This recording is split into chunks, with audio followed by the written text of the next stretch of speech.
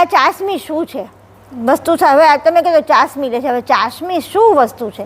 જો આ બહુ ભાગ્ય ચર્ચાતી આ વાત છે, પણ આ એટલી બધી મહત્વની વાત છે કે એ આ મોટામાં મોટી ઉલટ ક્રિયા જો કરી શકીએ તો આમાં મોટે મોટી ઉલટ ક્રિયા છે.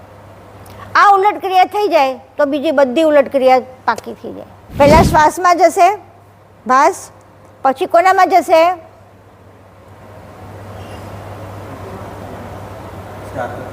હા, ના ના ના, પહેલા મહાતત્વમાં નહીં, પહેલા કોનામાં જશે? બ્રહ્મમાં. બ્રહ્મમાંથી આત્મામાં. આખો ભાસ પડ્યો આખો તો આત્મામાં, પછી આત્મામાંથી ક્યાં જશે? નિરંજન તત્વમાં. નિરંજન તત્વમાંથી અવ્યાકૃત, એમ કરીને બધા તત્વોમાંથી. હવે એ જ્યારે પાછું વિત્ત લે આખું, ત્યારે બધા તત્વોમાંથી આખું જાય. આ માર્ગ આખો એક જ છે. અહીંથી આવ્યો, જ્યાંથી આવ્યા ત્યાંથી જ પાછા જવાનું છે. આ પાક્કું રાખવાનું.